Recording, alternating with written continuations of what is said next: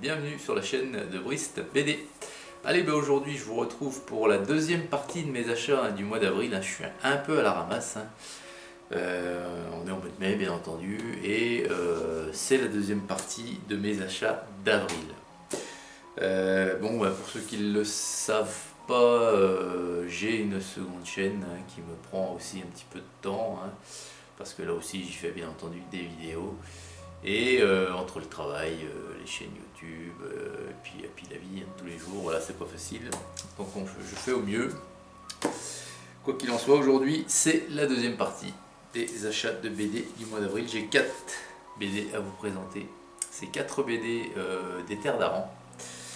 Et la première, c'est le Elfe numéro 19. C'est l'ermite de Louran. Alors c'est de Corberan et Vukic. Alors je l'ai lu celui-ci. Alors ici on va nous parler de deux duos. On va nous parler d'un duo, d'un premier duo là ici. Ce sont des semi-elfes et on va vivre une de l'aventure de leur vie et ils vont être confrontés à un duo d'elfes blancs. Alors ces deux personnages là, en fait, ils sont dans une quête, ils sont mandatés par leur peuple de semi-elfes et il faut qu'ils découvrent où se trouve le tout premier semi-elfe de l'histoire qui, d'après la légende, est toujours vivant grâce à une magie ancienne. Et ce couple, ce duo, va partir donc à la recherche de cet être unique. Elfe numéro 19, donc je vous rappelle qu'à ce jour il y en a 35 de sorties. Donc on remonte petit à petit pour arriver à flot. BD suivante, c'est le tome 18 du cycle nain. Ça s'appelle Araroun du Temple. Alors c'est de Nicolas Jarry, De Plano et Powell. Alors je l'ai lu aussi. Et là, avec cet album-là, on va commencer quelque chose d'un petit peu nouveau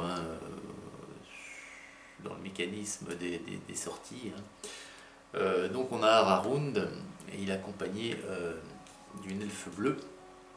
Et en fait, c'est un peu, comment dire, c'est deux enquêteurs, grosso modo, qui vont vivre une aventure, mais là où c'est un petit peu nouveau au niveau du mécanisme, c'est que on va retrouver ces deux personnages lorsqu'on va revenir au cycle du temple. Donc ça va se suivre quoi. Jusqu'à présent on avait des one shot et là maintenant ça va se suivre pendant quelques albums. Donc voilà. Tome 18, Araroun du Temple, je l'ai lu également. Il est très bien, mais j'ai jamais été déçu par un album. Le tome 19, Tadgar des Errants. Alors là c'est pareil. Alors c'est de Nicolas Jarry toujours, Bordier et Powell. Alors celui-là j'ai adoré, je l'ai lu, vraiment ça n'arrête pas, ça n'arrête pas 5 minutes. Tadgar, c'est lui.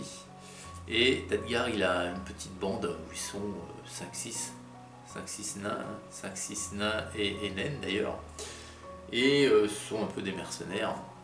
Et là, franchement, dans cet album, ça n'arrête pas, quoi. Il y a de l'action en permanence, il y a de l'humour, il y a le côté dramatique aussi, il y a un superbe dessin, c'est servi par un superbe dessin.